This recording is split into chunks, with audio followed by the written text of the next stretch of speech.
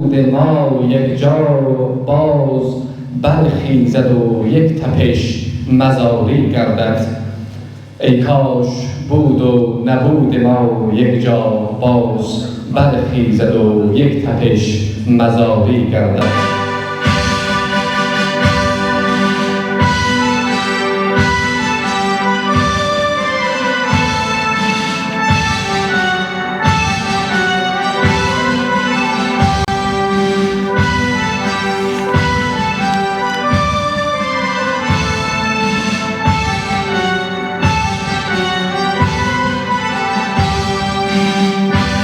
امروز آفتاب خندان‌تر به نظر می‌آید.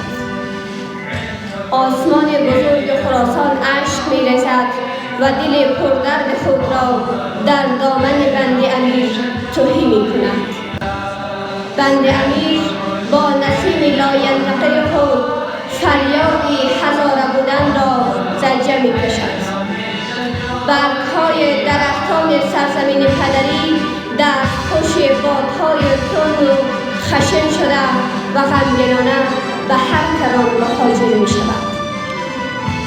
سلطان و شمامه با تمام اقتدار و شکوهشان تنها نظاره‌گر هستند و اشک می ریزد و آواز گریه هایشان به تمام هزارستان می پیچد. بغض بس عظیمی گلویم را درون دستان خود می فشارد و نمی‌ماند نوای به نوا نشیند. با دست به سر و صورت خود می‌زنم، قلمم را بر می‌دارم و صدایم را از گلویش جاری می‌سازم. من کاتبگونه می‌نویسم. امروز خورشید تابان هزارستان غروب کرده است. تا اون بود نور درخشان عدالت بر تمام جغرافیای خراسان هموار بود. بند امیر از روشناییش با رنگ کمان آبی، سفید و زرد پذیرایی میکرد. تا اون بود ما چون کوه پامیر استوار بودیم، همه چون بید، قد بلند و محکم و پابرجا. من از مردی می‌نویسم که پیامبر نبود، اما صفات پیروان راستین پیامبر را می شود در او دید. در مقابل ظلم چون شیر شجاع بود و چون کوه پایداری می کرد و چون نور هدایتگر مردم بود. صدای رسایش بر تمام کوه‌های بلندقامت هزارستان طنین انداخت که دیگر در این سرزمین خراسان هزاره بودن جرم نیست. من از او می نویسم که عشق، عدالت، آزادی، برابری و همدیگر پذیری را به ما آموخت و در رگ‌های ما جاری ساخت. عشق او و آموزه‌های او قهرمان چون شفیع ساخت. خورشید را از ما گرفتند، اما باور دارم ده‌ها شمس دیگر در این سرزمین گرد و بارود ظهور خواهند کرد و پیکران سلسال و شمامه را دوباره مرمت خواهند کرد و شمسوار آرمان‌های پدر را به مرحله کمال خواهند رساند و آن شمس‌ها نسل جوان است. بابه‌ای که نهال محبت، عدالت و شجاعت را در دامنه‌های کوه و هندوکش و بابا و پامیر غرس نمود و امروز تمام ملت از ثمره آن استفاده می‌نماید. او به جهان آموخت که هزاره هم انسان است و از حقوق انسانی برخوردار است.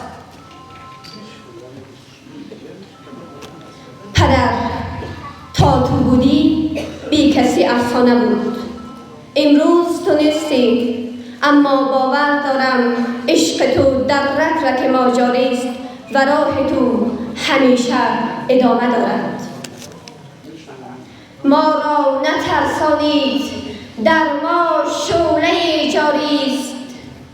ما را نترسانید، در ما شعله جاری است. در رگ رگ هر شخص ما خون مزاری است. سپاس.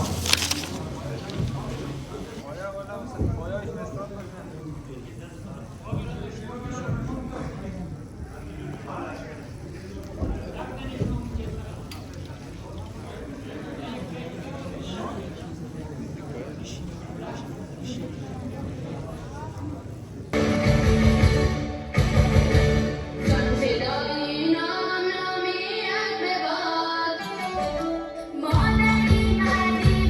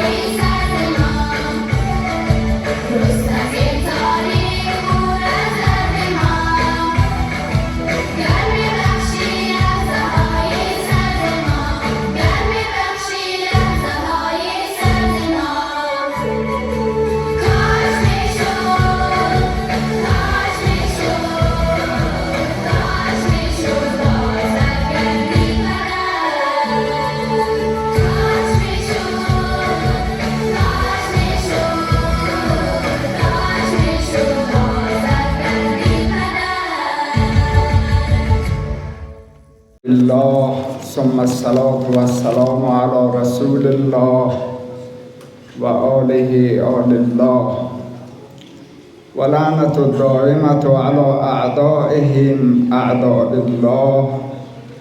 رب اشرح لي صدري ويسر لي أمري واحلل عقدة من لساني و بعد یفقه قولی. 31مین سالگرد شهادت پیشوای شهید ما استاد عبدالعلی مزاری را هرچند با تأخیر خدمت یکایک عدالت خواهان جهان، مخصوصاً قوم محنت کشیده خود ما در سراسر دنیا تسلیت عرض می‌کنم.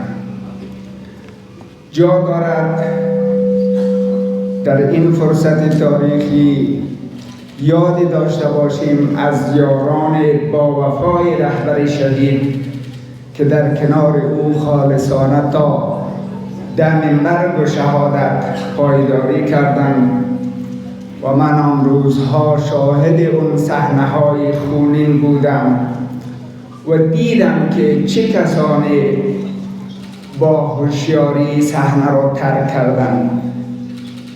من شاهد صحنه‌هایی بودم که آدم‌های چالاک پیش از جنگ 3 روزه اخیر که حکومت نامنهاد آن وقت بر مردم ما در غرب کابل تحمیل کرده بود و بهانه‌های مختلف صحنه را ترک کردند و رفتند. اما اندک آدم‌ها، اندک انسان‌های مخلص و وفادار و متعهد تا آخر در کنار باور باقی ماندند و خونشان با هم بر زمین افغانستان ریخت. آنان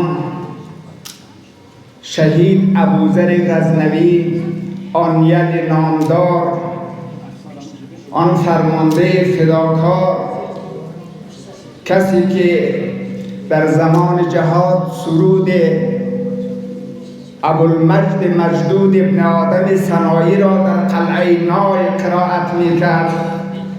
در یک دستش تفنگ بود و در دست دیگرش کتاب. کسی که در برابر هیچ زورگو و ستمگر سرخم نکرد، با وجود نقطه‌های روشن فکرانه‌ای که راجع به قضایای افغانستان داشت، اما مسیرش مسیر عدالت خواهی بود و سرانجام با نزاکت‌هایی که همراه رهبر شهید داشت. من در آن مجلس دیدم که وقتی ابوذر استاد روبروی بابا مزاری لبخند زد، گفت که استاد اکنون آمدم که همه آن ماجراها را جبران کنم. باید از ابراهیمی عزیز یاد کنیم که بسیار با خلوص نیت و متعهدانه در کنار مردم خودش و در کنار باقی قوم باقی ماند. حاجی جان محمد ترکمنی را باید یاد کنیم و خاطراتش را گرامی بداریم که خون سرخش بر ریگزاران ساحه دارالمان ریخت. باید از نمونه ایثار و اخلاص و تعهد اخلاصی عزیز یاد کنم که مغز متفکر اطلاعات حزب وحدت در آن روز بود. او بود که بیش از 20,000 نفر در ادارات مختلف دولتی با عنوان نماینده تربیت کرده بود و کمترین حرکاتی که در آن ساعات شهر انجام می گرفت به موقع، با وجودی که در آن وقت آنقدر تکنولوژی پیشرفته نبود، اما این مردمی که سر و کارش با اخلاصی عزیز بود تمام تحرکات دشمن را لحظه به لحظه گزارش می‌کردند و همین باعث می‌شد که نیروهای مقتدر شما مردم در آنجا تا آخر دست بالا را داشته باشند و یک وجب اجازه ندارند که از سنگرهایشان پیشروی صورت بگیرد. من به گوشهای خود شنیدم که کسی به نام جنرال باباجان فحش و دشنام به نفراتش میداد که شما هنوز یک بلیستم پیش نرفتیم. اقتدار و عزتی که آن روز هزارها در غرب کابل ایجاد کرد سرمایه‌ای بود که امروز به عنوان نماد حیثیت و اعتبار گم شده هزارها ما بر آن میبالیم و آن حیثیت را اعاده کرده ایم. امروز کسی ما را با نگاه تحقیرآمیز نمیتواند ببیند. امروز کسی بر ما القاب سخیف نمیتواند بگذارد. چرا؟ برای اینکه در آن مقاومت جانانه، در آن بدر و حنین هزارها در کابل خونهای پاک جوانانی ریخت که امروز ما مکلفیم از آنها یاد کنیم. شهید مزاری یاران درستکار و صادق و متعهد داشت که رفته رفته تبدیل به یک مکتب فکری شد. کار مزاری و کردار مزاری به گونه‌ای بود که تبدیل به یک جریان شد و خط عدالت خواهی نام گرفت.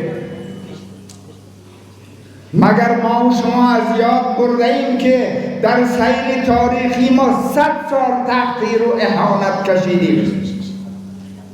بیش از 100 سال بر ما نام گذاشتند.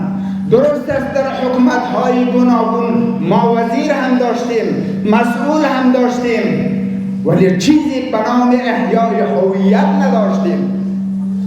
در زمان کمونیست ها من روزنامه‌نگارم تحقیق کردم، لقب سخیف و مردار قلفک چپات در زمان کمونیست ها بر هزارها نشسته است. نمیخواهم دیگر القاب سخیف را نام ببرم، ولی مزاری آمد با عنوان یک فرد تحول آفرین تمام این مناسبات پست و رذل را کنار زد و از ملت ما یک ملت مقتدر و یک قوم آبرومند و با اعتبار در سطح جهان معرفی کرد. و کنون ما 31مین سالگرد شهادت بابای قوم را تجلیل می کنیم. او به ما احتیاج ندارد، این ما هستیم که به او محتاجیم. شهید مزاری با تحول فکری که برایش پیش آمد با عنوان یک عنصر تحول آفرین عرض اندام کرد و همه مردم را در کنار خودش گرفت. من خودم آنجا بودم. چپ، راست، روشنفکر، روحانی، عامی، باسواد، بیسواد همگی در کنار بابا ایستادند. چرا؟ چون آجنده‌ای را که مطرح کرد، مسئله‌ای را که بابا مزاری مطرح کرد مستقیما برخورد می‌کرد با حیثیت ما، با اهانت‌های تاریخی که متحمل شده بودیم. دیگران چرا نتوانستند؟ از این روز که ما نیازمند تجلیل از کسی هستیم که او به عنوان محور خط عدالت خواهی نام و عنوان هزاره را در جهان مطرح کرده است. یک صلوات نماید بفرمایید.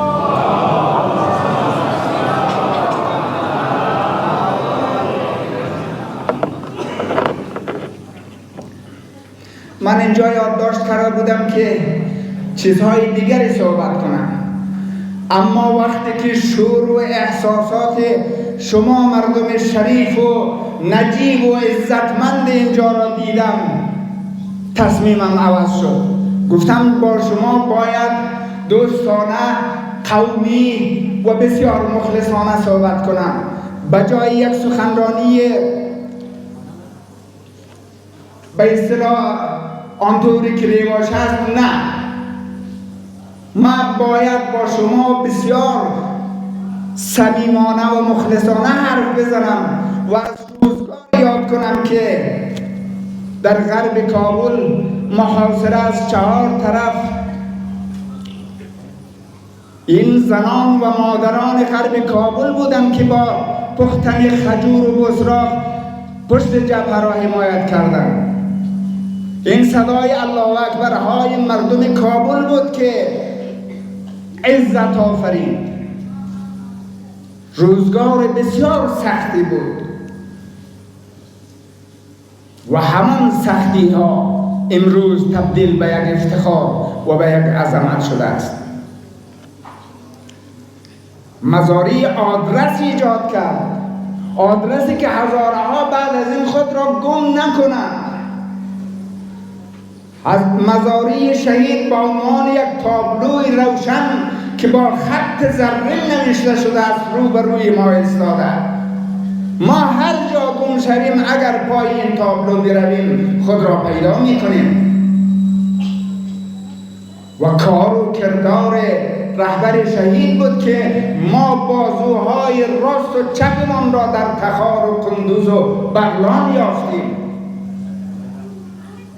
مزاری که در برابر انواع دشمن قرار داشت، دشمنی که رو در رو با او می جنگید، دشمنی که توجیه می کرد، دشمنی که بسیار از نهایت پستی کار می گرفت و هر روز دستیسه می چید و سرانجام دشمنان نامردی که توهینها، بهتانها و دروغهای را نسبت می دادند به شهید مزاری. اما یکی یکی همه این توطئه ها نقش برآب شد، زیرا کار مزاری، کردار رهبر شهید کردار درست بود. یک عده آمدن تبلیغ کردن که اینها با تفکر مغول چنگیزی و نمیدانم چی و چی حرکت میکنن. اما ما شاهد نماز شب شهید مزاری بودیم. یک تعداد آمدن گفتن مزاری علیه فلان قوم و فلان طایفه و فلان تبار است. اما ما علوی عزیز را در کنار مزاری داشتیم، کسی که ریزترین جزئیات امور سیاسی و امنیتی و اطلاعاتی حزب برای علوی معلوم بود. چی کسی میتواند تا این حد اعتماد به وجود بیاورد؟ دشمنان دیروز مزاری، دشمنان امروز مزاری باید درک کنند که مردم ما به این پختگی رسیده است که دیگر فرید این توطئه ها را نخورند. هزاره یک کلیت است، یک ملیت است، یک مردم است که امروز به حمدالله در سراسر جهان پرچم عزت و اقتدار را بلند کرده است. هیچ کسی نمیتواند دیگر چنین توطئه ها و چنین برچسب هایی را بر مزاری و اندیشه مزاری بنشاند. بعضی ها هم به خاطر گرفتن لایک و کامنت میآیند مسئله عبور از مزاری را مطرح میکنند. برادری عزیز، اگر مردستی خودت بیا یک تحول بیافرین، روزگار را دگرگونه کن، گپی نو بیاور در صحنه، خودش عبور می شود. 30 سال از شهادت شهید مزاری میگذرد، هنوز حرف نو نسبت به حرفهای شهید مزاری وجود ندارد. شهید مزاری گفت ما وحدت ملی را در افغانستان یک اصل میدانیم. این برگرفته از یک تجربه تاریخی رفته بر سرنوشت مردم بود که این را میگفت. شهید مزاری آمد گفت در اینجا شعارها مذهبی هستند اما عملکردها نژادی. این را درست میگفت. ما هم تجربه کردیم. 30 سال 31 سال کی کجا پنهان تواند کرد که نور حق ز رخسار پر اجلال تو بالا رفت. ما ارادت خود را به شهید مزاری و یاران با وفایش از ابوذر غزنوی شروع تا علوی عزیز و گرامی، تا ابراهیمی، تا عباس و تا جنرال بهرامی عزیز و شهید که خودش یک یل سرفراز آن دوران بود، ارادت ما همچنان جریان خواهد داشت و از مردم عزیز و شریفی که در این محفل تشریف دارند نهایت سپاسگزارم که با علاقه وافر به این مجلس اشتراک کردند. از برادران عزیزی که زحمت کشیدند، من به عنوان یک سرباز ساده فرهنگی شهید مزاری کمال تشکر دارم که احساسات به خرج دادن، عکس‌ها را درست کردن، کلیپ و سرود پخش کردن و از جناب دکتر جعفری متشکرم که همراه با همکاران عزیز خود و با هیئت امنای اینجا مسجد رهبر شهید را به کمال رساندند. من 28 سال پیش خاندانی کردم، در اینجا بیابان بود، ما تجیر زده بودیم، سالگرد شهید مزاری را گرفتیم. امروز که میبینم که این مسجد با این عظمت ساخته شده و این مردم خوب و مؤمن اعم از خواهران و برادران میآیند نماز میگذارن، امشاش توفیق داشتم که نماز جماعت اینجا خواندم، خیلی خوشحال شدم، قلبم روحم خوشنود و مسرور گردید که در جایی که نام مزاری است یاد خدا می شود و این برکت کمی نیست. من بیشتر از این وقت شما عزیزان را نمیگیرم، صحبت‌های زیادی در ذهن ما تلمبار است، ولی چه کنیم که وقتش نیست، فرصتش برای ما مساعد نیست. شاید نتوانم چیزهایی را که در دل دارم اینجا بگویم، از جمله آنانی که به چالاکی میدان را رها کردند، آنانی که با خلوص نیت باقی ماندند، آنانی که همکنون از مزاری میخواهند به عنوان یک کارت بازی استفاده کنند، اینها را پیروان خط عدالت‌خواهی دقیق و درست درک می کند. و السلام علیکم و رحمت الله و برکاته.